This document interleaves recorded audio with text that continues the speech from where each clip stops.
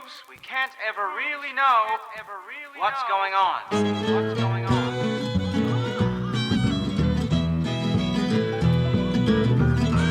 Appearances can be deceptive. Tom, I was just speculating about a hypothesis. I know I don't know how this is. Uncertainty. That is appropriate for matters of this world. There, we're in a tight spot. Hello, welcome back to Framework. This is Al Schwartz once again with John Bernard. Hey. We're still talking about No Country for Old Men. We stopped kind of in media res, so we're just going to jump right back into the movie as it's really ramping up. I mean, we already had the really intense dog chase in the desert scene. So The coin toss, friendo. Yeah, that just happened. But now we're getting the motel scene of Moss. Puts the suitcase into the air vent in this motel that he stays at, and goes out to buy himself some new duds because his old ones are all shot up and torn up from having to hike his way home through the desert without his truck. And when he comes back, notices sort of very subtly that the curtain on his room is a little ajar, and he left it. He deliberately closed it earlier, and so he susses out that somebody's in there now waiting for him, and he's a cautious and methodical person. So he starts going through a lot of, so we were talking about last time, the Breaking Bad, Mike Ehrmantraut problem solving stuff of how do you set up an ambush or evade one, as the case may be. Well, it has that incredible exchange with the cab driver right here. This is one of those great little dialogue bits. You know, not too overstated, but man, I don't want to end up in some kind of jackpot here. Mm-hmm. You're already in a jackpot. I'm trying to get you out of one. Cool. That's fucking cool. Oh yeah, but the best dialogue here is him trying to buy tent poles, and deciding, the guys won't sell them as I can order them for you if you give me the make and model number. Never mind, I want a tent. What kind of tent? Kind with the most poles. And so then he goes back and rents another room in the motel that's directly behind the one adjoining it, so that we don't necessarily know what he's up to when he's first doing this, but it's so he can access the air vent that he put the money into from the other direction and take all the tent poles he got together, duct tape them together, clip the heads off of a half a dozen coat hangers and duct tape them together on the end of the now extendable pole he has to create a grabber device to pull it through the vents. While he's doing that, Chigurh has arrived at the motel. As his transponder tracker device started beeping as he was driving by, and he figures out what room it's in. I do have a logistical, a CinemaSins gripe here. Okay. The Mexicans in the room have their own transponder, right, that brought them to this room. And so it must be going crazy when they're in there. And yet they sit in there for like an entire day, not really searching it, not looking in the air vent, not the greatest at their jobs. You think they're waiting to ambush him, maybe from the other side? They're waiting for him to make a move, perhaps. Yeah. Well, yeah. I don't know. I guess it doesn't really matter. They didn't think to look in the air vent, I suppose. Right. Sure. Or it could be that they just have, they called somebody and they got instructions to sit and wait until he'll be back eventually. It's something I never thought about till now. So there's that. Well, you don't. And that's part of the artistry of movies too, is it's something I didn't think about until the 12th time I watched this movie. So. Right. Yes. But Chigurh rents his own room. I love, one thing we're getting into here is the minimalism and the economy of filmmaking that the Coen brothers have. I feel like they've been refining this throughout their whole filmography, but even as this movie goes on. So now, it's interesting. I wouldn't think of them as minimalist, but you have to apply it in this case. Economy, maybe, but these guys make the Hudsucker Proxy and shit. The kind of grand, overblown kind of statements in many cases. There's nothing minimalist about "Oh brother, where art thou?" No, absolutely not. I agree with you there. But what I mean, I guess, is it seems like something they've been working on their entire career is trying to figure out. I agree. Yeah. I don't know why, though. What's the subtlest way we can visually establish that a murder has taken place without showing it on screen? Or at least figure out a biggest turn of events. They can get away with only showing it elliptically or using a single image to communicate like a whole host of things that occurred. So, like one thing we talked about is with Fargo, when Jerry pulls up to find his father-in-law's body, and we're just sitting there for a minute, and then the car's trunk pops open, and like how much that we don't. He's not even on screen, and yet that image tells us everything about the thought process he just went through and where he's going with this. I mean, maybe you could like kind of put the entire like love triangle with the Mink and the Dane and Bernie and Miller's Crossing is kind of that. But even like in the Lady Killers, the way that they establish the dropping the bodies onto the garbage barge, and then the way they just have a second body drop when they're dropping Garth's pancakes. And it's like, oh, they also killed Mountain Girl. Right. Yeah. And, you know, this obviously jumping ahead here when Chigurh is leaving Carly Jean's house and checks his shoes is kind of the ultimate expression of that. But sure. Yeah.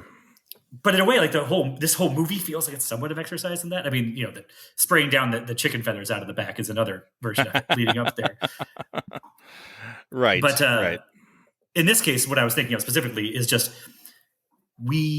as we're cutting between like Moss putting his apparatus together in his room, and then we just see Chigurh standing at the motel desk looking at the same like room map that he was looking at earlier. And it's like, okay, we've already established he's dogging his steps, and he's going through a lot of the same thought processes, and he's getting closer and closer, and the tension is ratcheting up. And then, man, this is Chigurh at his most micro intro when he checks into his room, and the way it just stays with him examining the room, throwing the door open, flicking the light on to see what's where, you know, looking like where would somebody be hiding if I was waiting in ambush for somebody. And then again, you don't know exactly what he's doing, but checking the thickness on the walls to be like, yeah, my shotgun will go right through this. That's fine. And you know, this is stuff that you're not, maybe only on the 6th or 7th time you really like are fully like articulating what he's doing at every step of that way. But even when you're watching it the first time, you are enwrapped. He's figuring it out. He's thinking things through, and again, man, that always works. You know, or at least in this film, it always works when these characters are trying to figure something out and they're thinking it out. You can, for some reason, track it so much better than any other thing that tries. In fact, if I'm thinking about movies where they're watching somebody come up with something or watching somebody figure it out is a big part of the appeal, this is definitely top of the list for me. This is that's sort of one of the things that is most notable about this movie for me, is how much of it is just silently on people's mental processes. Jackie Brown is another one that comes up for me for some reason. There's that big one scene, I guess, with Samuel L. doing that. But anyway, no, that's a good one. That's just part of the joy of Jackie Brown too.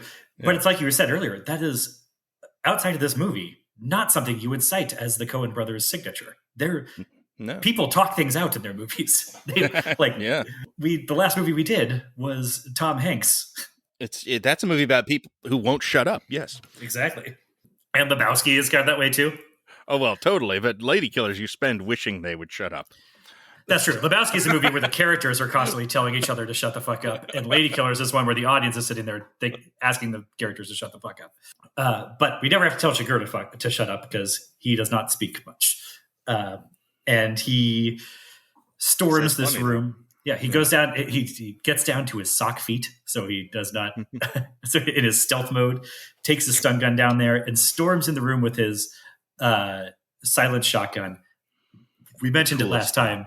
Yeah. What an amazing thing that is. The way it blasts the Mexican on the bed's arm, in half. God. Turns it into spaghetti. I don't know how they did that. I don't know, but man, what a great kill. And then it blasts him back against the headboard with such force. It's one of the best shotgun deaths I've ever seen in a movie, without question. Just because I'm just like, how? What happened there? That just, it's not the usual thing, which is a guy just gets yanked back on a cord is usually how a shotgun works on camera. And this, no, his hand dissolves. It's The second entire shot arm kind melts. of does that, Yeah, but right. yeah, you're right. Like, but it gets 80% severed at the elbow, Oh, and then there's a little bit hanging on. It's Mm-hmm. just flopping there. It's such a, and then of course just this. We're talking about sound design a lot last time too, and man, the sound of the silent shotgun is so unique. I feel you can like smell that silent shotgun through the camera somehow. It's an incredible weapon. I'm almost shocked I've never seen this in another movie. It's so weird and cool and scary. Yeah. I almost like, is it made up? I almost wonder. It can't be. It wouldn't be in this film if it was, but I don't know. I think I've read both ways that it theoretically could exist, but it's not something that's really like on the market you can buy. And honestly, it's a crazy it's like, thing to have, honestly. It's yeah. a very odd product. It's a shotgun with a silencer. What is the stated purpose of such a thing? Who's the target market for this is the question. It's a shotgun is not an assassin's tool, really. But a stun gun is also not a cattle killing stun gun is not necessarily the best way to break into a room. Or maybe that's it is what this guy uses. Yeah, it seems very effective here. Yeah. But I guess it's just sort of evocative of, this is Chigurh's MO. I mean, one, that he treats people like livestock to be slaughtered at his convenience. And he is both a brute force weapon and marked by a fairly incredible amount of stealth, that he's able to get away, just walk in and out of murder scenes without leaving a trail. Or so, I mean, in this case, even like, forget the silent shotgun. The one guy he shoots in the bathroom is holding an Uzi that fires off, 20 rounds at full volume. And that doesn't seem to bring any attention from the front desk, the police, anything. Sugar is still just kind of walking around casually. But we need that. So, because we need Moss to be in the room on the other side, pulling the money towards him and hearing the gunfight in his room. This is I don't know, man. It's a good scene. Tell you what, it's a really incredible piece of filmmaking. This is probably the big thriller sequence of the film. I mean, there's obviously some incredible ones before and after, but as an action set piece, this is the closest this movie gets to what you would consider, I guess, an action scene. Right? Oh no, the subsequent motel shootout and escape is that's so well. Yeah, sure. I guess I don't know that. I mean, it one follows right into the other, I guess. But I don't know. This is the one with the this is the thing I always think of, which is pulling the briefcase of money full through the vents, the maybe implausibly large hotel vents. It's just something I don't know. It's one of those moments that is so indelibly this film to me. You know, one of the top 3 things I remember about it, I guess, is this plan. Well, so, this is where tactile. too, like, yeah.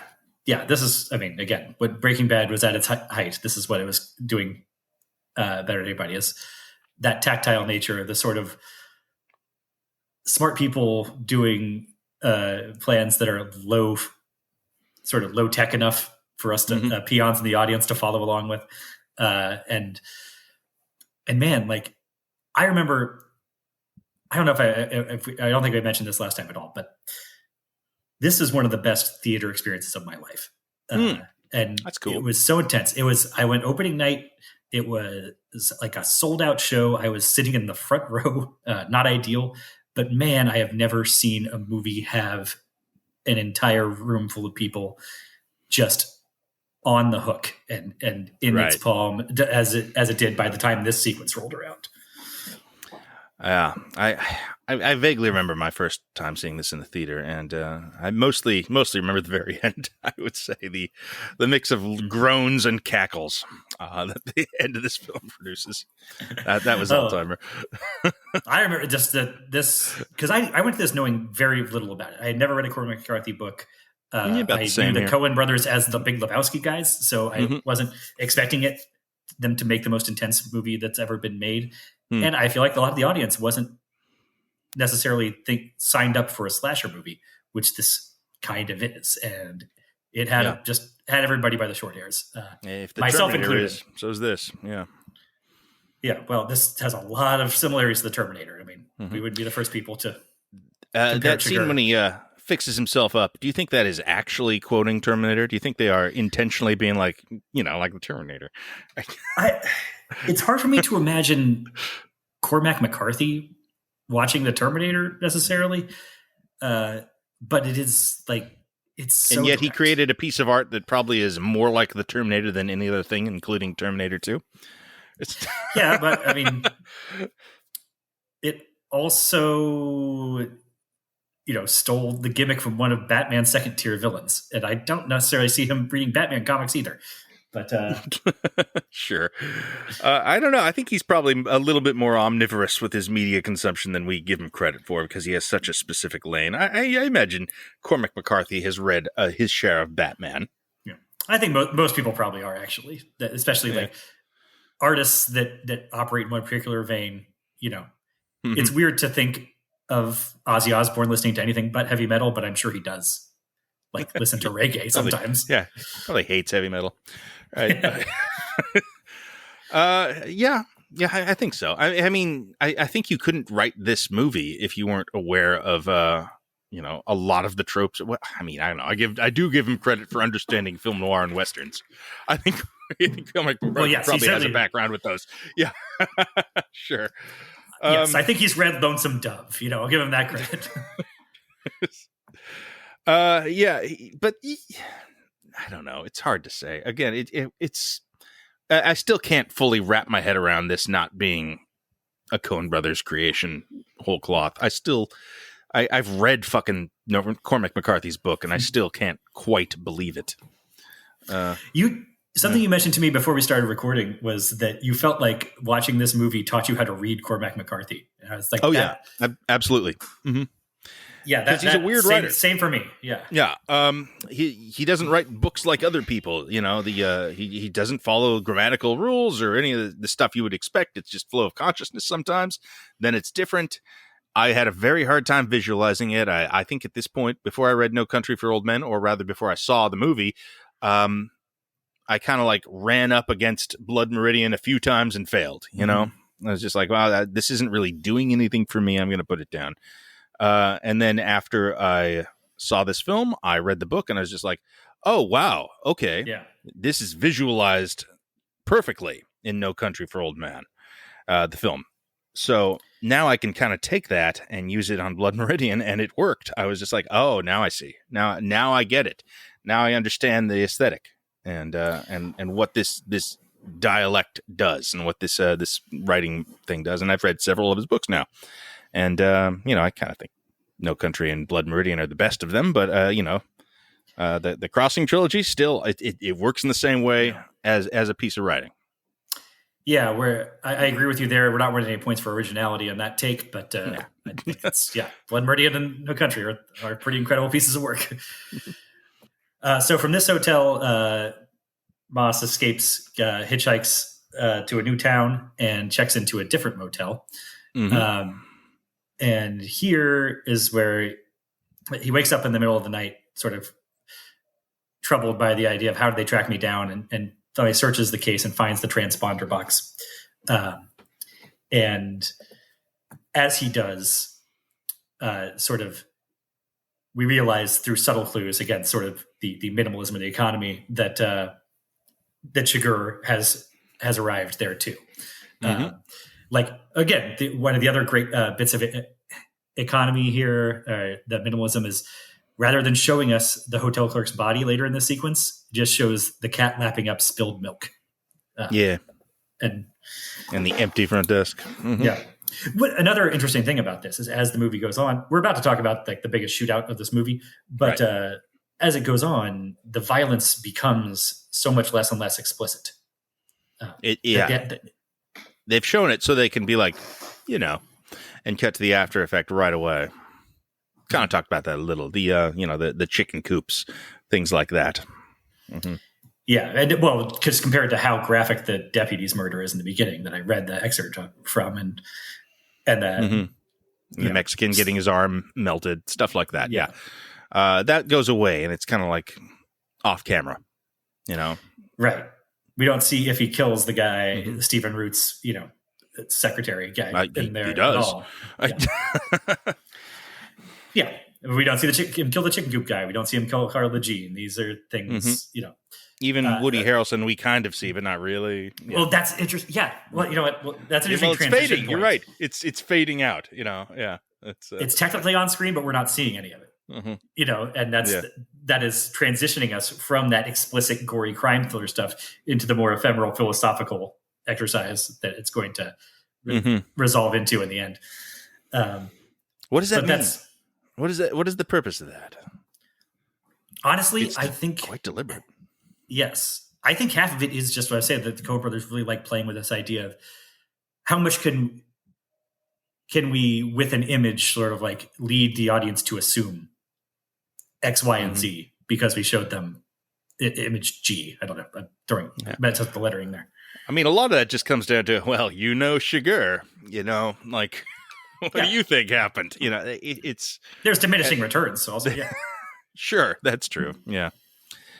But that's fun, I guess. I mean, they almost become punchlines. That they do take on an almost darkly comic element, but there's nothing comic about this sequence here of Moss realizing that Sugar is in the hotel with him. And another that we waxed on and on about the sound design last time. This is so good. He told the clerk when he checked in, gave him an extra $100 and said, "I want you to call me if anybody else checks in tonight. Somebody's following me, and I want to know." So when he thinks somebody might be out there, he calls the front desk, and the phone just rings and rings. And the hotel is small enough, and there's no score or anything in the background. We can just very faintly hear the phone in the lobby ringing and ringing and ringing, along with like the dial tone in his ear. And then, we just the footsteps and the little bit of light under the door being obscured as that he stands in front of it. And then going over, and then the light bulb being unscrewed in the hallway. And it's just, that audience I was talking about, I think I'm sure this is an invented memory, but I remember just a woman next to me, like a stranger, accidentally clawing my arm a little bit. She was just reaching for the armrest. Yeah. But man, this is about the most intense thing I've ever seen in a movie. It's so expertly torqued. I think that a big reason, like we talked about this a little, I think when this came out, there was a little bit of, general audience backlash, with the anticlimax, with the, sort of philosophical ending rather than, kind of traditional narrative resolution to what's going on here. I think none of that would have bothered anybody so much if it hadn't been such an incredible, straight down the middle of the plate fastball of a successful thriller for so long. If it hadn't worked so incredibly well as a piece of regular entertainment in these sequences, it's heightened and better than what you would usually see in this sort of movie. But there's no question it fucking plays an audience, any audience. Absolutely. That's I think that's probably the best way I can describe what is so magical about this movie. It is 120 mile per hour knuckleball. Yeah.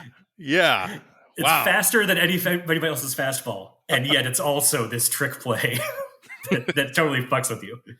Mm-hmm. That's well said. Yeah, like the fact that this is just one of the most entertaining thrillers ever is, I mean, it almost fucks it up a little bit for general audiences, in that it's too much fun to watch. To give you this sort of fuck you ending. And yet, because of that, it's the one that I have watched as many times as I have watched There Will Be Blood and Zodiac and Jesse James and God May Be Gone combined. Well, yeah, exactly. I mean, for people who enjoy films, it's kind of magical. It's the best of two worlds there, So yes, of course, we're going to love it, and I think the general consensus at this point is anyone who gives a damn about No Country for Old Men loves it. This has a very strong reputation. But we took a digression in the middle, just as this action scene was kicking off. So it's great. You know, he's just standing there. He's got the shotgun cocked, pointed at the door, and he knows somebody's out there. And then, you know, the door lock just fires in and whacks him in the chest because of the stun gun blasted in, which we know that to be Chigurh's MO. Moss just blasts one through the door and then bails out the window. You know, and now like this whole sequence, it's full of like what I was talking about before, like just shots that I recognize or beats I recognize from other Coen Brothers movies, like where he jumps out the window and immediately doubles back in the front door. Like that's exactly the move that Leo does in Miller's Crossing during the Danny Boy sequence. And then as he goes out, you know, Moss is going to jump into a pickup truck and you know say that. He doesn't say I'm in Dutch with the wife, but it's basically exactly what HI does during the midpoint foot chase of Raising Arizona. It goes a little worse for this guy than it does for the Raising Arizona guy. Immediately, but then after shot in the throat, yes, shot through the throat. That's so. I guess we're still getting some explicit violence at this point. Some of the kills are still very we're in a full-on movie thriller at this point. You know, we're on the most exciting tension sequence you can imagine right now. Still, this is, you know, the height of accessibility. This is the climax of the straightforward crime thriller, perhaps, because once the guy gets shot, Moss then has to like duck his head down and try and drive the truck away from the passenger seat around the dead body, and that leads to him like turning the corner and then plowing in, like T-boning the pickup into a parked car, which is like the exact same blocking as the dude plowing into the dumpster after he drops the joint in his lap in Lebowski. Man, it's so weird. The more I think about this movie, the stranger it gets, to be honest. Like the confluence of like all the major ideas of their filmography up to this point in this adaptation, very, very pure adaptation. I still can't get over it. I probably can even stop saying it. I've expressed this enough at this point. It's wild to me. Yeah, it's just, again, that's part of the, you know, this exercise is bringing that out. And I don't know that, again, the way, you know, plowing into the parked car being shot in the same way as the Lebowski doesn't mean anything thematically, I don't think. No. They have a visual language. It just is incredible how easy it is to apply to this. And it, on top of the thematic and concerns and such. He's about to throw the money off the bridge into the bushes as he goes into Mexico, which is pretty similar to what Buscemi does with the money in Fargo after he's been shot. And obviously they also have different outcomes for the two of them, but different terrains, but kind of the same move. And, you know, when we get to the ending, obviously it's incredible how this is the same ending as Raising Arizona in some ways, but to such completely different effects. But that's one for the ending. Right now, this shootout ends up with both Moss and Chigurh getting shot and needing some time to recover. So Moss hightails it to Mexico across the bridge there in El Paso here, and Chigurh. Great little scene. Now this is pure Cormac McCarthy. You know, just sort of staggering across the U.S.-Mexico border when you've been shot. Paying somebody to give you their coat and their beer so you can, you know, pass sort of unobstructed. Yeah, this is awesome. I just thought too, like, I don't know, it didn't occur to me the first couple times I watched it when he also has to barter for the beer, and I thought that was so good. But it didn't even occur to me like why he wanted that. My first thought, I just thought, oh well, he's just had a rough night. He wants a roadie. But no, it's so that as he's staggering across the bridge in his bad shape, the border guard. It's for the border guard's sake. Uh-huh. And I love the guy's just like, "What do you give me for the beer?" Just give him the beer.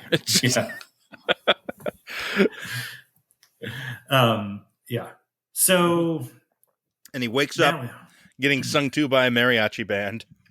That's a very Coen Brothers moment. They added that. The song they're singing translated is like you will pay for what you've done. Your life is over now. It's very on the point. You flew too close to the sun or something like that. Yeah. That's a great Coen brothers, just their type of humor, and that's added in. Around this time, we get Sheriff Bell meeting with Moss's wife. Another just great little scene. He sort of randomly thinks of the cattle gun there. He figures it out in that moment. Oh, he figured. Yeah, he tells her the story. This is also, I'm pretty sure this was not in the book. That him. Well, the part about he does meet with her, but he doesn't tell her the story about the slaughterhouse. Well, Charlie Walzer is not in the book. It's in the stuff about how the stun gun and how it works is in one of the Sheriff Bell narration passages that are throughout the book that are sort of confined in this to the opening narration. And now they've worked some of that material into his conversations with Dillahunt or with her here. And this is, but it's such a great articulation of it. I love the phrasing of, the point being, even in the contest between man and steer, the issue is not certain. And that could be in any goddamn Coen Brothers film. That line of dialogue would work anywhere. That's amazing. It absolutely would. Yeah, that could be in Man Who Knew Too Little. Or not, probably not that. That's a Bill Murray film. The Man Who Wasn't There. But I love this also because it is setting up the idea that Sheriff Tom Bell is going to figure this shit out and have some sort of confrontation. It seems like him figuring out that he's using a cattle stun gun is going to be important. It's going to be a factor. Yeah. And you can easily miss that he catches that on because he doesn't explain it to her. He's telling her that story, and then you see him just sort of catch it in his eye a little bit and look off to the side briefly, huh. Mm-hmm. File it away for later. Yeah. Yeah. But that's also such a perfect Coen thing, right? It's what we were always talking about here. It's an example of him cracking the case. He sees some of that secret plumbing, and it doesn't help him at all. Helps him. He doesn't catch the guy, doesn't save anybody with that. He figures it out and is still just as screwed. Everybody's just as screwed as ever. Yeah. It's great. Love that. I love that it underlines it a little in the scene too. She's just like, "Why are you telling me this, Sheriff?" Yeah. He's like, "Oh, I got lost in my ideas, though. My mind wanders." That is such a good delivery on the little look he gives right before he says that. Mm-hmm. He's fucking good. But this time also is where we're finally introduced to Carson Wells and Woody Harrelson, who we've kind of mentioned in passing before. He is another hired gun brought on by the people that hired Chigurh to now get Chigurh in line or take him out. Yeah. And he is fairly confident that he can manage that, even as he acknowledges how dangerous Chigurh is. Is this the first we've seen of Woody Harrelson in this film? I think it is, right? Yeah. He seems like he such comes in an hour in. Yeah. No, I mean, not in the film. I mean... Oh, you mean the Coen-Oscopy? Yes. Uh-huh. It seems like at this point he would have done at least 2 more films. He's not in The Man Who Wasn't There? No, I guess not. No, but he fits right in. That he's not No Brother is kind of baffling. Yeah. Uh-huh. A natural fit for them. And I think this is the only one. Is that right? Yeah. Does he pop up in anything else? It would be Buster Scruggs if he did, and he's not there. He feels like a company player just off of the basis of this one performance. I mean, he is that natural fit, and they use him that well. I swear, we're going to be surprised by him in something down the line. It turns out he's in Inside Llewyn Davis. We're going to find him later. I'm half convinced. Turn up. Yeah. No.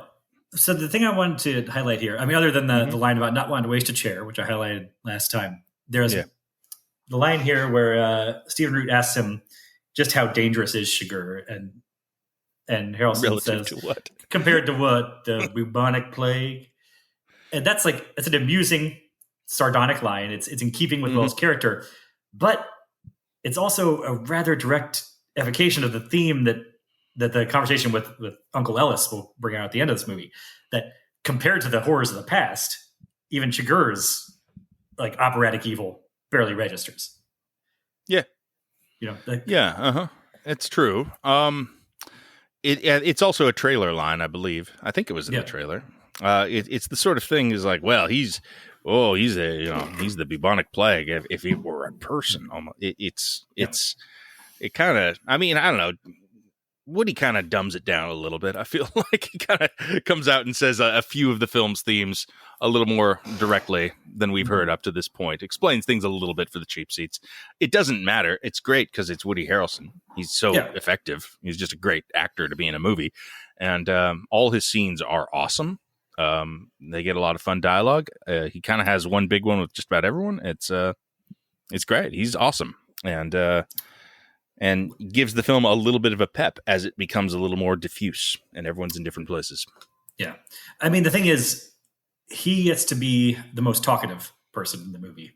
And somebody needs to, in order for these themes to come out, somebody needs to talk to somebody at some point. It can't just be shotguns versus stun guns across the board. I mean, I don't know. The Coens apparently, they were attracted to us because they liked that aspect of it. They wanted to do To the White Sea, on the basis. Oh, forgot about that. That's right. That's what they talked about that around making this. That's what we were trying to get done, and we couldn't get it done, but we were attracted to that because it is basically, after the opening, there's no dialogue. It's just watching the guy work through problems, like trying to get through a foreign country in a wartime, and solving problems. And they saw a lot of that in the Breaking Bad stuff we've been talking about. The Moss just problem solving with what he has on hand. There are some movies that that Redford film, All Is Lost is kind of, that's a good one. Mads Mikkelsen's made a few, I think. I've definitely seen one that's just him alone in the Arctic trying to survive. The Revenant. Kind of The Revenant. But that's a movie that does not wear its philosophical pretensions as comfortably as this one. Oh, to say the least. Yeah. Mm-hmm. That is kind of a film that tries to do a lot of what this film does and face plants, in my opinion. A lot of the, I'm not a fan of that one. No, me neither. I hate that filmmaker to it. But that's for a different day. Sure. Yeah. Okay. So now we also have like I said, the self-surgery stuff here with Chigurh tending to his own gunshot wound. And then that leads us to, so I don't know if you have anything particular about when Wells shows up at Moss's bedside in the Mexican hospital. And it's an excellent scene. Tries to talk him it's another excellent scene, Another fantastic piece of performance and writing. Oh, well. They're great. They're really, really cool. It's just really well written in the way that, kind of what I was talking about last time, that there allows there to be enough back and forth there, even while, like, the whole idea is that Moss is trying not to give him anything, and he's not giving him much of anything, and yet the dialogue is still interesting, and the back and forth is interesting to hear. It has the probably the biggest example of the kind of like, look, you're not actually cut out for this, man. Yeah. I mean, and he's doing pretty well in the scheme of things, even in that he's still alive, I suppose. And he's just like, no, you're disrespecting me. He's like, no, dude, you really don't know. Yeah. And it's a moment that always works. It's a similar scene happens right after it with Tommy Lee Jones and Kelly MacDonald. Actually, they have a similar exchange. Yeah, that's the man and steer line there. It's funny to me because he's trying to impart to her with that story and that line that if you think Llewellyn is the hero who can handle anything, take all comers, as she says. Yeah. But everybody can have an unlucky day. When you're looking at it from Harrelson's perspective, or which I think is closer to the movie's perspective, that's actually more of it's a glimmer of hope for that Moss could, Moss is the steer in this scenario, right? Sure. That he could still get lucky enough, like, even though he's so outmatched by Chigurh. Of course, I guess when you're looking at that slaughterhouse story, it doesn't really behoove the steer in the end that it manages to wound the butcher. The steer is rarely going to come out ahead. Yeah. Yeah. And that is borne out. I mean, that's the thing. Ultimately, like Llewellyn Moss is good enough to win a couple of these exchanges. To come out ahead a few times, 2, 3, or 4 times, even if he's lucky. But he cannot stem like the just sort of the unstoppableness. I guess he could kill Chigurh, and that would kind of solve his problem. But it's sort of more philosophical than that. Like, he is always going to be on the run after this point, and that's why you can't take them back. You can't take the briefcase full of money. Yeah, and the cartel's not going to stop coming after him because he kills Chigurh.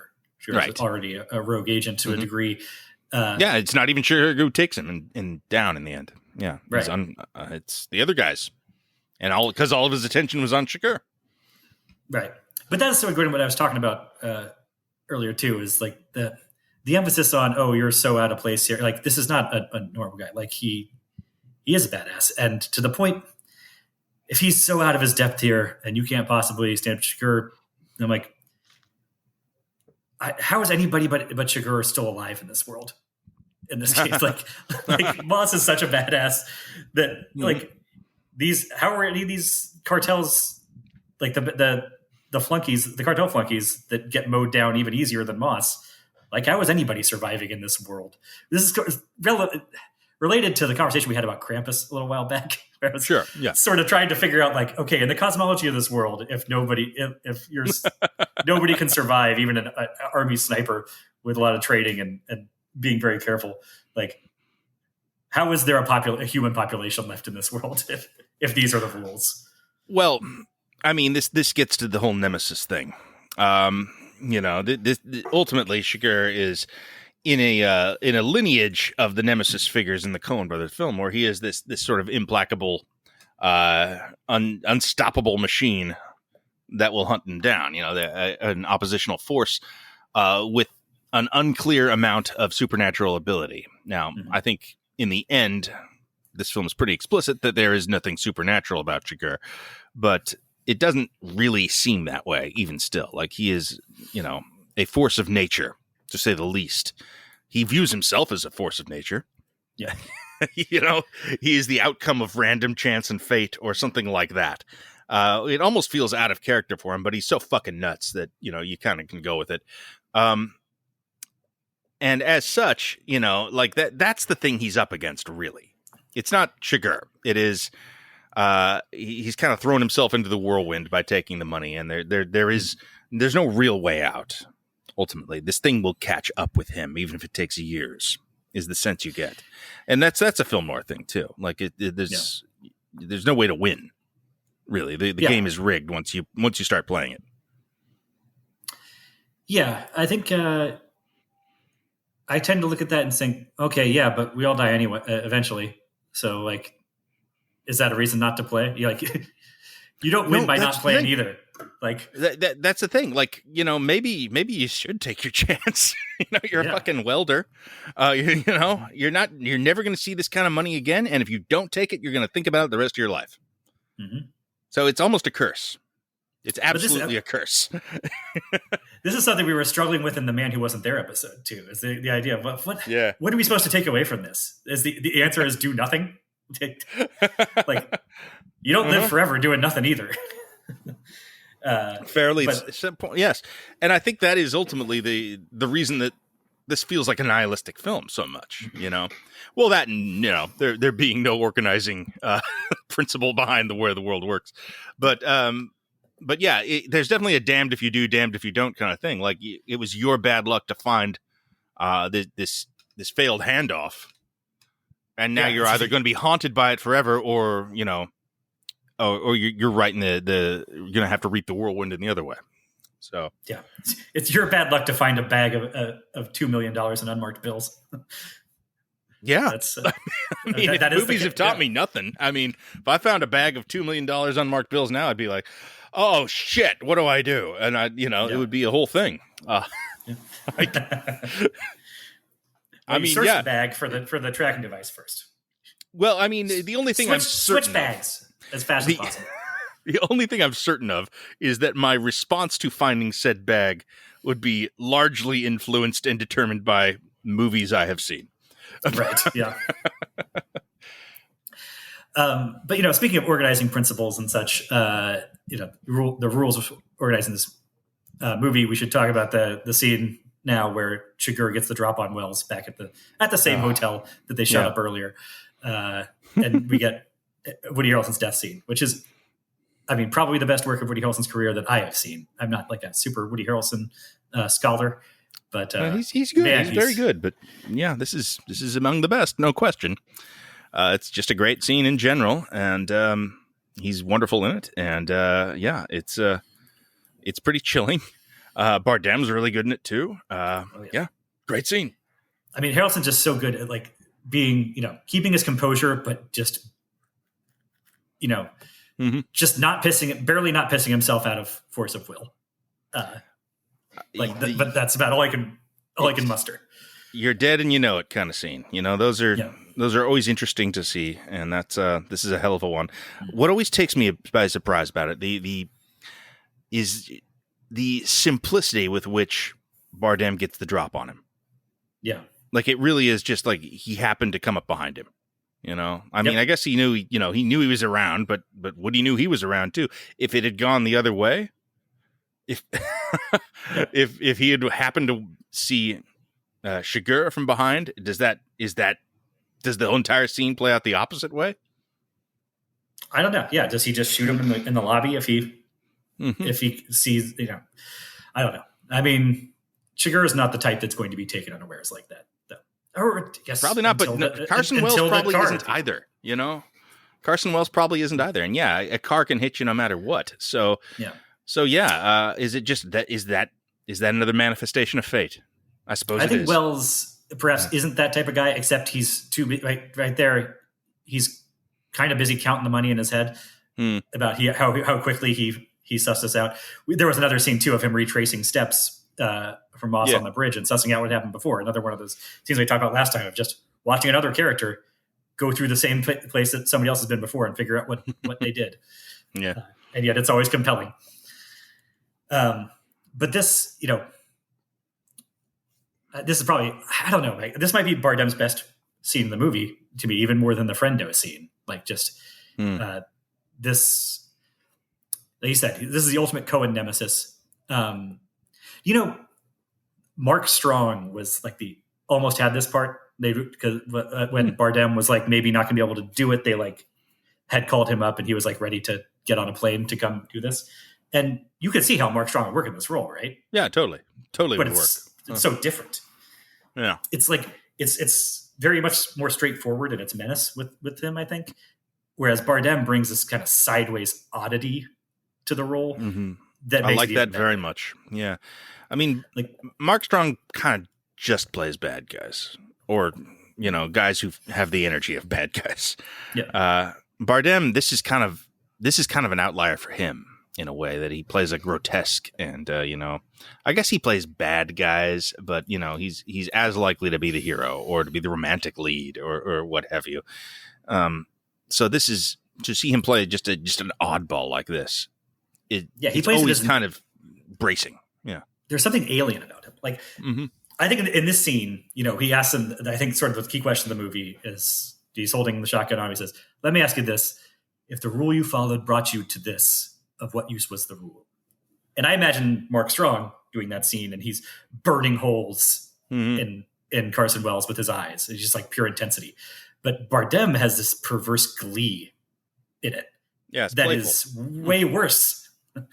And there's something about that, like the alienness I was talking about. You can tell that English is not Bardem's first language.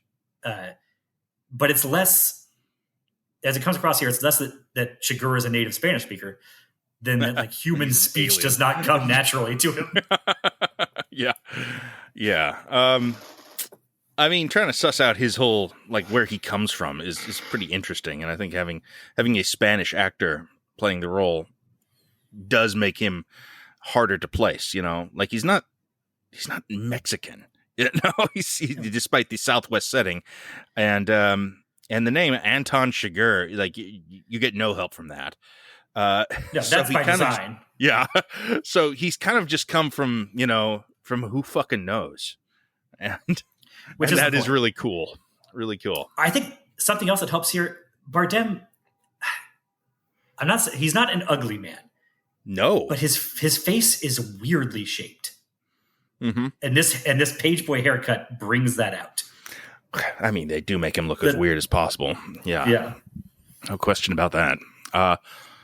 I mean, you do wonder about Anton's sartorial styles and choices. Mm-hmm. Like, is he cultivating this look to some extent, or is it just so far from his care? Does he give any thought at all to how he looks on the street?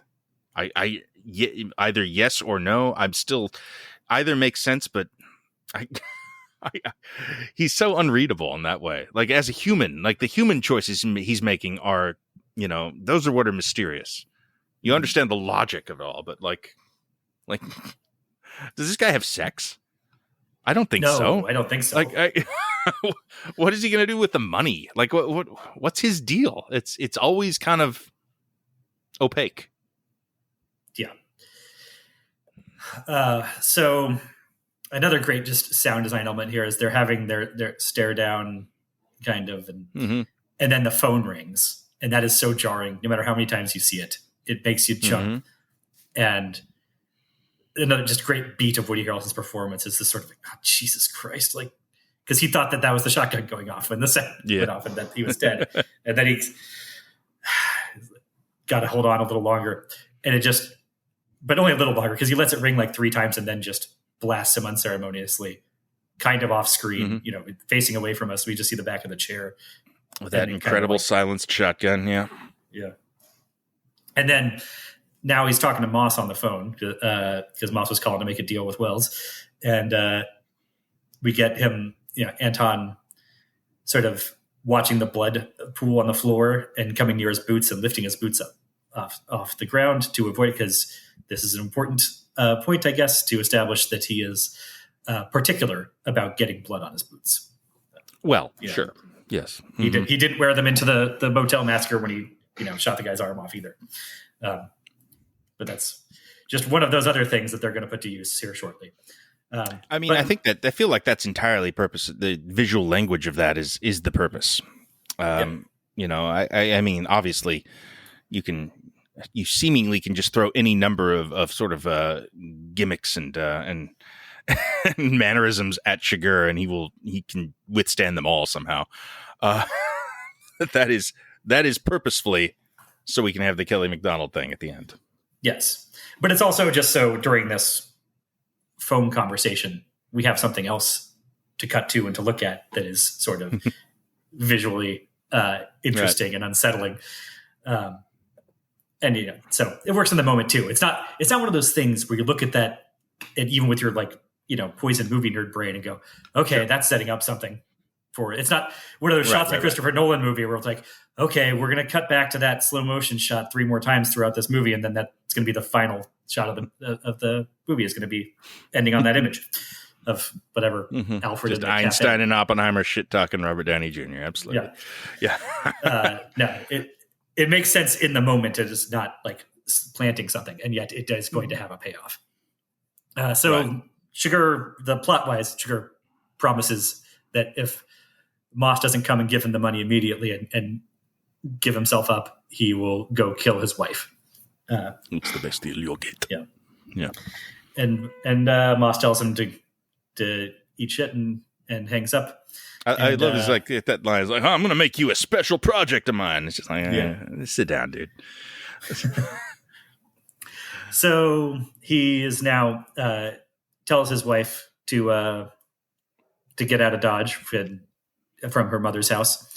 And as she takes her mother to El Paso, a Mexican in a suit, something you don't apparently see that often in 1980s, according to her, comes up to offers to help her with her bag and sort of gets information out of her as to where they're going. This is obviously somebody we've seen following their cab, who's sent by the cartel, is also tracking him down. Mm-hmm. And that leads us to the now 3rd motel where Moss will hold up, and there'll be a shootout here that we won't even see because we've now reached the part of the movie where we're no longer seeing the violence happen. Yeah, to say the least. The This is a shocking series of cuts and events. The editing here is mind blowing because we see we got Moss kind of like sort of half heartedly flirting with the girl at the pool. Sort of fades out. Cut to Sheriff Tom Bell arriving as the car peels out of the motel. Sirens going. A crime has taken place. Something's going down at the motel. He gets in. There's Llewellyn Moss dead on the ground. Yeah. Wow. And the girl floating dead in the pool. Of course, yes. Another body. Much other collateral damage all over the place. Absolutely. This is quite the move. Now we are fully engaged with Llewellyn Moss as the protagonist, right? I mean, yeah, we're doing a psycho thing here. I don't know. We're 90 minutes into the film, so it's not that extreme, but it's still just like, well, I kind of thought he was the last guy here. I thought he was our guy. There is, however, enough wiggle room that no, Tommy Lee Jones is the protagonist. He's been here the whole time. We've been building up his story. He figured out it was a stun gun. It's going to be him versus Shiger as the end of the film. Yeah, well, there is another level to it. I think there's a debate to be had there. You said it's not as shocking as Psycho. There's a way it's more shocking because, well, it's just off Psycho. Yeah, but also there's no shower scene. It's right because of that. Yes, the presentation, but also just in terms of structure. Psycho is early enough on that then it can become a different movie, and we kind of said that happens here. But here it's like, oh no, like you could kill off the ostensible protagonist early and have the secondary protagonist take over. Do a switcheroo that way. This is so late in the game that it's just like you're even more discombobulated by it. I feel like that. Like, I remember the first time I saw it, it was like 5 minutes of just like, what the fuck is this movie now? Whoa, yeah, like that seems odd. Why'd they do that? I wondered as I sat there watching it, and yeah, I think that's not uncommon. I think everyone's kind of just like a little bit irritated, maybe. Even. Yeah. Well, yeah, we've just been promised a showdown where he's going to have to save his wife from the Terminator. And, yeah. Like that would be a satisfying movie. We would love that, even if it was done with the same level of craft as the rest of the movie. And yet it takes this turn, which now it feels like, of course, this is what has to happen. Nothing else. Mm-hmm. Like now, sure. The rest of this movie has to be what it is, or else it would be called something else for starters. Well, I mean, it's at this point, I guess you realize, oh no, Ed Tom Bell is the protagonist of this film. Yeah. There's a reason he's had equal screen time with the active players in the story this whole way through, and that's because, well, now it's the story about him, coming to some catharsis with these issues, probably by facing the devil here, Anton Chigurh. At least that's what seems like where we're headed. Yeah, if even this were a that's conventional denied to film. us, though. Yeah, it's like there's the anticlimax of Llewellyn Moss's story, ending abruptly off screen the way it does, and then there's the anticlimax of our real hero stepping up and not getting catharsis on those issues and not confronting the bad guy. Yep. And that is why this is an excellent film. I mean that and a million other things, but that's sort of the main one, right? That's what's so amazing about this movie is its refusal to give you that sort of salve and that sort of resolution for what has up until this point been a very entertaining thriller. Yeah. So just to go through what we have left here, there's a local sheriff or cop or whoever that he goes it's and has kind of coffee nonstop. with. Excellent scene still. Like the rest of the movie is wonderful. Yeah. This scene of them talking about the dismal tide is also great. But that leads to him, Bell returning to the motel room where Moss was killed in the middle of the night before he heads back to his territory. Because he knows the guy mentions the dismal tide guy, mentions he's how confounded he is that Chigurh went back to the second hotel after shooting it up the day before and killed Woody Harrelson there the next day. and that's like so baffling to him. And so Ed Tom Bell goes back to this motel with that in his mind of like, I guess he was willing to return to the scene of the crime and sees signs that he's been there because now the stun gun has knocked out the lock of the hotel door. Yeah. Bell has seen that at other places, so he kind of knows what's up. And we get that sort of famous scene. One of the most confounding bit of this movie to a lot of people, I think, is the shot of Chigurh hiding behind the door with the silent shotgun. And then Jones goes into the hotel room and he's not there. Yeah, this is something that throws people, I think. This is such a blunted kind of refusal to give you the catharsis of having these two face off, you know? And I mean, to the point where you're still just like, well, surely there's more than after that. But the fact that you see Chigurh hiding in the dark and then he's not there, I think is the thing that's when people decide they're going to be mad, I believe. Fair cop, I suppose. It is a cheat visually. It shows us a thing.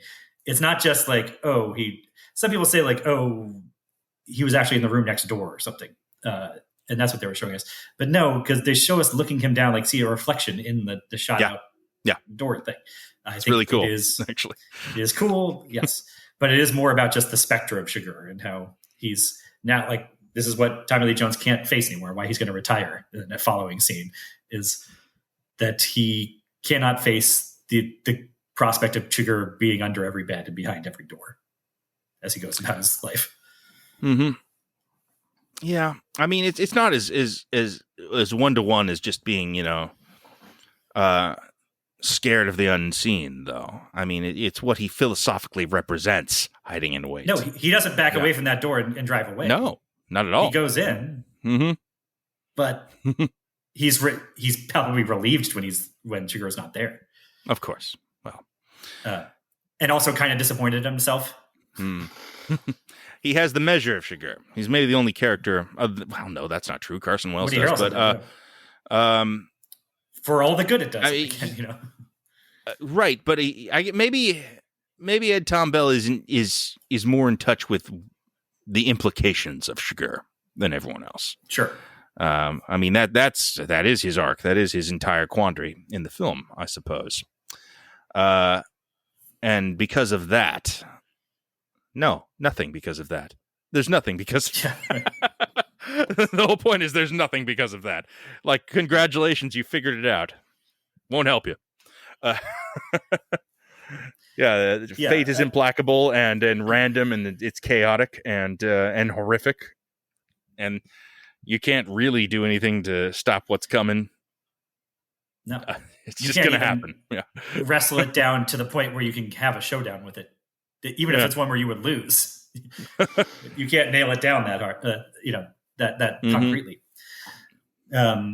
We also get in here just another example of the economy of things. Of just we see the unscrewed vent cover and some coins on the carpet, which we saw him use coins to unscrew the vent cover in the first hotel room, and see Chigurh sort of suss out Moss's MO in the way that we've seen Ed Tom Bell suss out Chigurh's MO. But we just see the coins on the ground there, and it establishes Chigurh got the money. He came back, he blew out the door, got the money. We don't need to see the scene of him doing that because they have mastered this whole economy of image shit that we've been talking about. Then we get Carla Jean burying her mother and going back to her mom's house and finding Chigurh waiting there for her to kill her. And they have their confrontation where he offers her the coin toss he offered Friendo earlier, and she refuses to take it because she, who knows exactly why. In the book, she does take it and gets it wrong, and he shoots her anyway.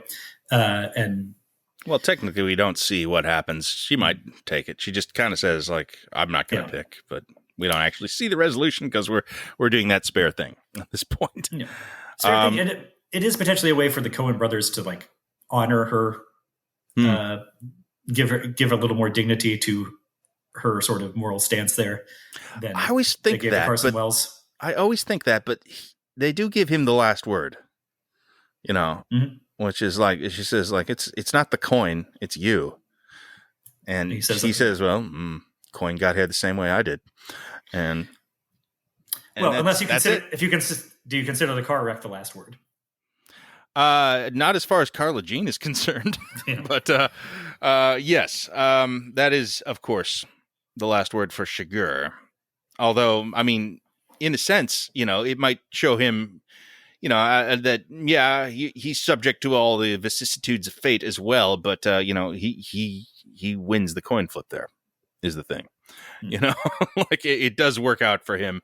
And in a sense, that probably just reinforces his worldview. It could. This is one of the things that's sort of impossible to pin down for me. I could make the case that it is showing that for as much as he tries to fashion himself self-style as an instrument of fate, he is as susceptible to its vicissitudes as anybody. It could also, like I said, it just shows that, well, he actually is invincible. Like even a meteor could fall from the sky on him and he'll still find a way to walk away. And we've seen him limp away from the gunfight earlier, and he'll set his own arm somehow and be back out killing people, in 2 days' time. Yeah, I imagine so. I mean, like that's. Yeah. I don't think we've seen the last old Shigur yet. Yeah, I think he's I think he's subject to the same rules as everyone, but he's right about the rules, which is that it's chaos and coin flips and random chance and happenstance, and it worked out for him in this case. But is that even his point? Because he talks about it being, it's all the result of the rule you follow. It's the result of the choices you made. Well, this is the result of the rule he follows. It is an even chance that it works out in his favor this time. Yeah. Well, I think he's aware of that, right? I mean, he doesn't imagine himself as a god figure. He doesn't imagine himself as an avatar of fate. Well, no, he kind of does, doesn't he? But he does say to the guy at the gas station, that's your lucky coin. Don't put it in your pocket because then it'll become a coin like any other. But then he says, which it is. It's one of the greatest lines ever. Yes. Uh-huh. Yeah. What a delivery. Fucking love that bit. Yeah. It's tough, but it definitely is ideas and kind of thoughts and things to tangle with and wrestle with and think about. That, which I think is appropriate for our last view of Shigur, especially if we're not going to kill him, which, probably wouldn't work with this movie, honestly. Yeah. That's true. There's lots of different conclusions you can draw from that. You can wrestle with the blah, blah. There's not a lot of optimistic or hopeful conclusions that you can draw out of it. It's not a wide open canvas. I suppose, because I don't know, you get the sense maybe that like there is some sort of karmic weight to, like paying for your sins kind of thing, but that's not right. Llewellyn Moss does not die because of, he made the wrong karmic choice of taking the money. He dies because there's logistical consequences of taking the money. His life becomes more dangerous as a result. And, you cannot just sort of last against it forever when you make things harder for yourself. And more so than taking the money, it's taking the water back to the guy. Yeah, set totally. Those consequences in motion. Absolutely. It's not a moral universe here. It is random chance and happenstance. And anything else is what we're imposing on it, a vanity, if you will. The optimistic view of it, I suppose, that I can sometimes edge up to is that it is sort of a karmic balancing, or if not like karma as an actual force in the universe, it's just a reassertion that he is not actually magic or protected by his embracing of the chaos and randomness and meaninglessness. Mm-hmm. That is no protection to him. But I almost don't care what Shigur learns, though. I don't give a shit where he emotionally lands, because that's not his role as a character. I think it's more showing me, the audience member, that he is not a malefic figure like the lone biker of the apocalypse. He is a man of flesh and blood. Like in the end in the final estimate, he's just a guy, and he will die one day, maybe by random chance. Yeah, and that's what I kind of come down on. Is it's a way of showing us that his evil is not actually supernatural, but killing him in that ordinary. Would be too far. That would imply a karmic nature. Yes, exactly. and- that would be Mhm. a supernatural force of justice in the world enacting itself, like in the Lady Killers does. Yes, that's explicitly I'm in the Lady surprised Killers. how many times I've mentioned that movie in relation to this one. They made it right before it. That's still crazy to me. Yeah. Yeah. But yeah, that killing Shigur like this would suggest there's an all's well that ends well thing almost of Mhm. well, we get his eventually. Evil is punished. Tales from the Crypt. Yeah. Uh-huh. Yeah. That sort of thing. And this is more is something like, no. Like, I guess it's, don't get it twisted. There's no God in the world. That doesn't mean that there is a Satan. No, that means that there isn't a Satan. And, Yeah. Okay. No, there is no ultimate evil. Even Shigur is not ultimate evil. He's just a fucked up guy. Yeah, and for whatever as warm as you can make that comfort in your own mind, it's fairly cold, right. I think, to me. Well, this is okay. So there's two big scenes we haven't talked about now at the end of this film, and this this comes between them, this Shigur scene, and yeah, it has these two scenes are incredible, and they form essentially the thesis of what No Country for Old Men is, that you can kind of grasp and get out of one viewing, and then it just becomes deeper and stronger and more pervasive and troubling the more times you revisit the movie, and the older you get. Yeah. That is, of course, the Barry Corbin scene. That's his, what is it? His cousin out in the, what was their relation? Calls him, but uncle? Yeah. He calls him uncle, but who knows if that's it might not even be blood relation. Yeah. Yeah, exactly. He's another sheriff guy. He comes and visits him and talks to him about the fucking state of things and despair and such. And then his final discussion of the dream. So I guess we'll take those one by one. I have more. The Barry Corbin scene is more important to me than the dreams. But although the dreams come last and are sort of famous, right? More famous. The but the Barry Corbin scene's stuff, crucial. Yeah, and wonderful. It's a great scene. It's a great performance. It's one of the best one scene performances in movie history. It's the Ned Beatty and Network Award for this one for sure. Yeah, it's amazing. So on point, so well written, and so powerful. This is one that kind of rushed by me the first time I saw it, and then revisiting, I'm just like, oh, that's the film. That's the whole goddamn film, really. It is. It's crazy. That is the scene I'm waiting to get to the entire movie. That's where. So I guess we should kind of get. He goes there, see his uncle who lives out in the middle of nowhere with a bunch of cats, and he was wheelchair bound because he was shot in the line of duty. Yeah. And the uncle kind of interrogates him on, I heard you're retiring, or he calls it quitting, which is probably more apropos of what this themes are here. And I mean, it's hard not to just quote all the actual lines. They are so sort of like perfectly distilled into like the like perfect diamonds of still almost naturalistic dialogue.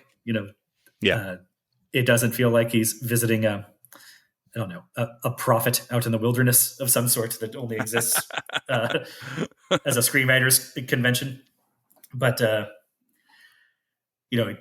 what the uncle ends up telling him, basically, he said, he tells him a story about how back in 1908, one of their older relations was shot to death by outlaws on his front porch and died in his wife's arms for no good reason everybody knows of.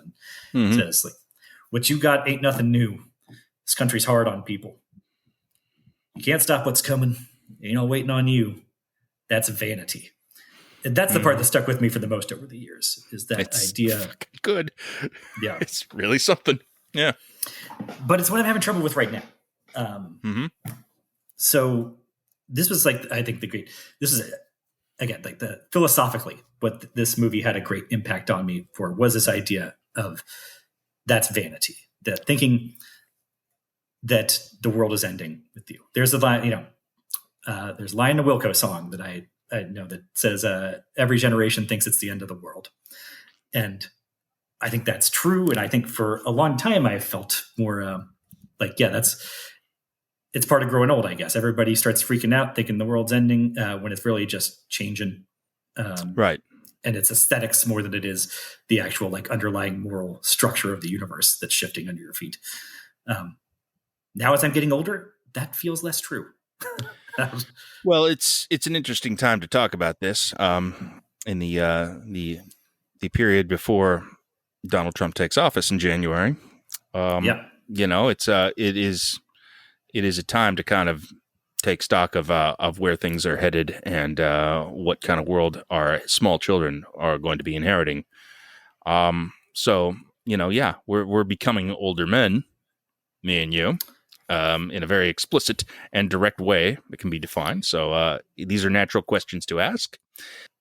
Yeah, and that's what I've been struggling with here, because I lately, in the last month or so, as we're recording this since the election, a lot of my personal interactions, you know, family, with friends, professionally, even have revolved around me sort of like trying to tell people, like, I don't think you're freaking out enough about this. That there's seems to be a lot of people are telling themselves that, well, it'll be basically business as usual. It'll be a lot like last time, where we mostly survived. And I don't believe that necessarily. And I don't think that that's just encroaching old manitude that has set in since 4 years ago.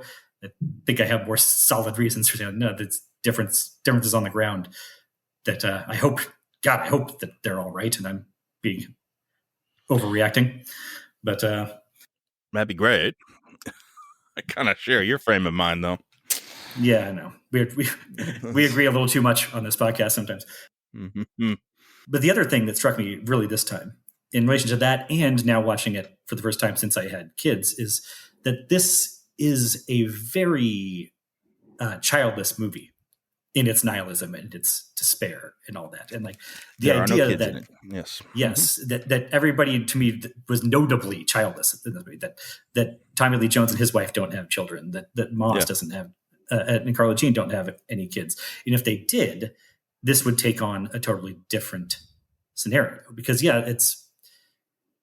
it would just, if I was still a single man, it would be just vanity to an extent to say, well, I don't like the way things are looking. There's green hair and nose bones, or whatever my equivalent of, you know, with insert MAGA signifiers there.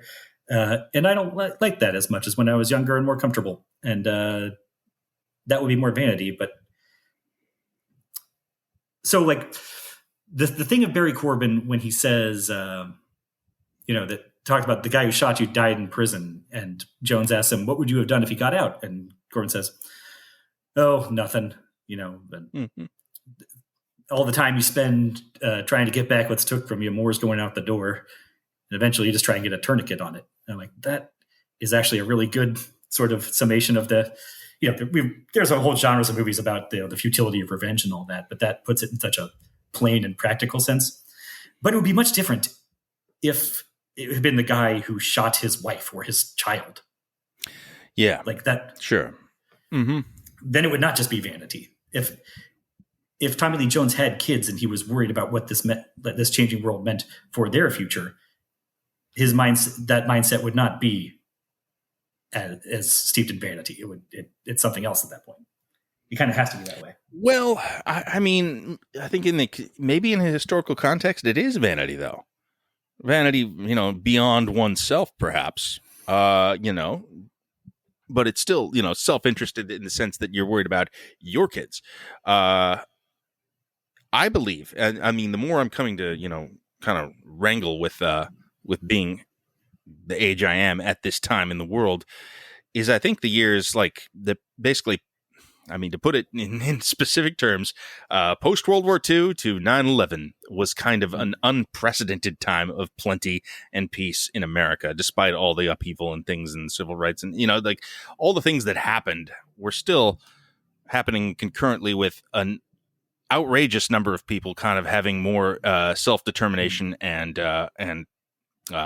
material mobility and material possessions. Comfort. Yeah. Than have ever existed, you know, in the history of humanity.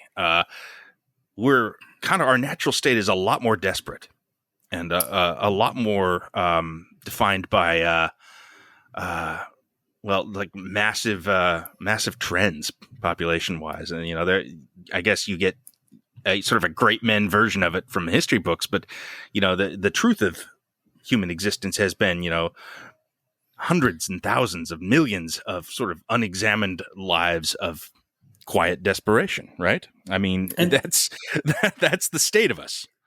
The great men version of history too. It's like those men all got there the same way that Coin did. Right. Right. That they were writing. I mean, it's the whole point of the Ridley Scott Napoleon film, really. And I think you can make a pretty succinct comparisons to what's going on now in America about that. But the point being is, Rome is always going to fall. It's just a matter of when, and if you're there when it all falls apart, which is your bad luck, if so. Yeah, I think there's a fundamental difference. Again, I don't think this movie works if they have children, because it's a difference if you're lamenting that Rome falls while you're there, that you have to watch it, versus lamenting it that Rome's not going to be there for your kids. Well, I mean, at what point I got to ride the good times. At what point of abstraction does it not really matter, though? Is it great grandkids? I mean, I can kind of just like fend for themselves at that point. But it's still, but my kids are my direct responsibility. Right. Okay. It's alarming and upsetting. I'll grant you that, man. There's no question about it. Well, and again, this has been so key to a lot of, like, more so than I even realized, I think, for many years, how like that it's being a key text in my understanding of the world and generational change, and that became foundational to me. I think the idea that the nostalgia is not to be trusted in this way, and things look different, but they aren't that different at their root. But now at this point, I questioning what is the real vanity, or to put it more in the parlance of our times, call it, instead of vanity, let's talk in terms of privilege. And sure. I wonder, I'm freaking out about what a second Trump term is going to bring. And what's the greater expression of privilege? Is it that I am comfortable enough that I can freak out about this guy that I find distasteful being in charge, and even though it's not going, maybe not going to affect my material position over much, or as much as it will some other people, and I'm just freaking out because it's just distasteful to me aesthetically, and is that the expression of my privilege? Or the way it feels to me most times is saying that, well, it won't be that different and blah, blah, blah, is the expression of privilege, because it's going to be different for a lot of people. I think something massive was lost. There's no question about that. Mm-hmm. I don't think it's coming back either. I think there's an excellent chance that the times ahead are going to look worse than the times before for the remainder of our lives. Things that we have taken for granted, may not hold in the way that they looked like they were going to. Yeah. And I mean, I think that's just the truth. Yeah. But there are cycles. You said, it doesn't. Yeah. There was stuff after Rome too, Dark Ages, in fact. But, it comes back. It always comes back. And I don't know. There's always X factors. Like, we've never had social media in the world before. That seems like it's going to be a problem. And other things like that, climate change, etc. We did not have. I mean, one thing that I think gets overlooked a lot in this conversation: we did not have widespread proliferation of nuclear weapons last time fascism was on the rise.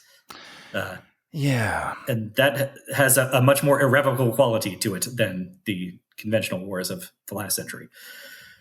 But that is true. Well, I mean, the answer may be really cold comfort is the thing. It might just be that we are fucked. Which is kind of what the dream sequences that close this movie out. Right. Let's get back to that, please. I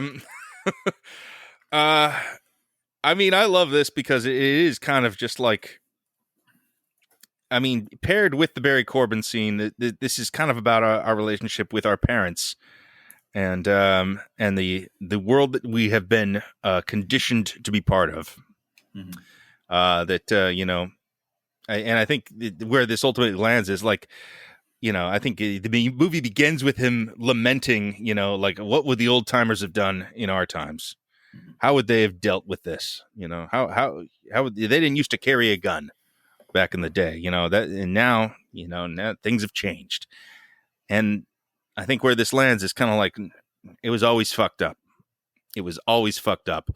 And the best they could do is to keep that from you, is to forestall the knowledge, the true knowledge of what things are, until you are old enough to handle it, or at least handle it better than you might have when you were young. Yeah, well, fucking Tommy Lee Jones still isn't old enough to handle it. That's a grim assessment for all of us. I'm afraid so. But here's the thing: we are, this movie is a reflection of what it is, man. It is a realization that you kind of run into at a certain point in your life, maybe, that like, oh, maybe God won't actually show up in my old age. Maybe this won't make sense. Maybe there will not be, this will not have a novelistic kind of resolution to it. It will just be an ongoing enigma that seems actually quite a bit worse than I had given it credit for. And that ultimately is what is so fucking disturbing about this movie. Yeah, it's just sort of the godless universe, and maybe it'll work out for you, maybe it won't, but ultimately, I think it's kind of says it ends. Yeah, yeah. If it works out for you, it's only for a little bit, and then and because you got lucky. Yeah. I will say, just from one thing I appreciate about this so much from a screenwriting perspective. I mean, one, it's it's bold to end a movie with a character describing their dream. They did it with Raising Arizona already, but they actually at least showed us the dream there. And that's considerably visually more upbeat. That is an optimistic take on what might happen. And, and based on the movie's rules, High has prophetic dreams throughout. I think the odds are better than average that it's going to be okay for them. Yeah. Is the implication in that universe. But the last shot of that is the last line of this movie. And then I woke up. Like, it doesn't, that's not the last line of Raising Arizona, but it's what the last shot shows us, him waking up from that sort of pleasant reverie. And that could be taken in a more pessimistic direction.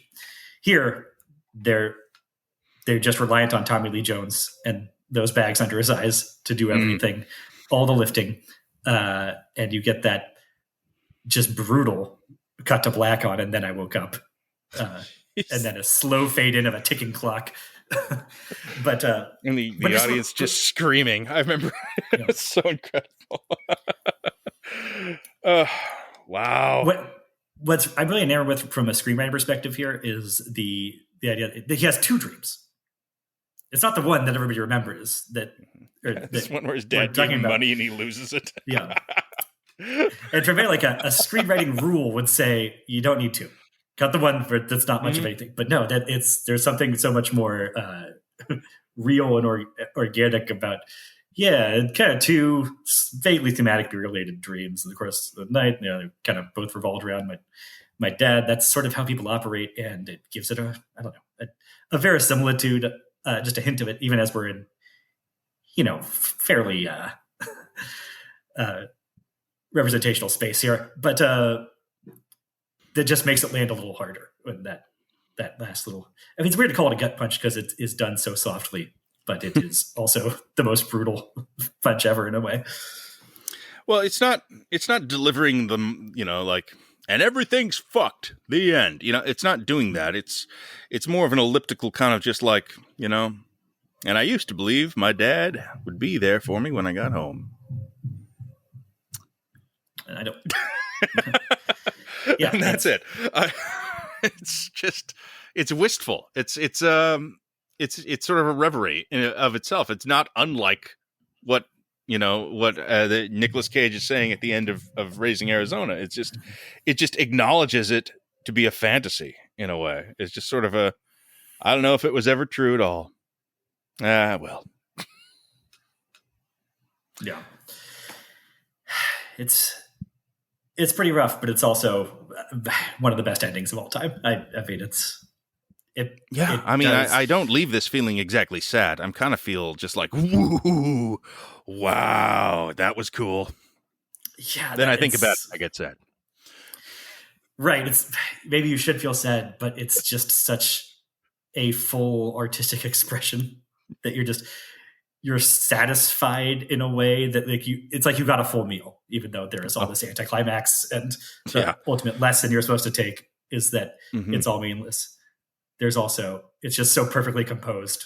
That takes parsing. You got to go have a 3-hour conversation about it to really get to the full nihilistic bleakness articulated in a way you can clearly state. But you get the sense of it no matter what. Anyway, it's a great film, huh? Terrific movie. Yeah. One of the best. Uh-huh. And really powerful and really something to kind of wrangle with maybe for the rest of our lives. Really. It's that kind of good. Yeah. And I haven't double checked, but I think I'm only going to get older from here on out.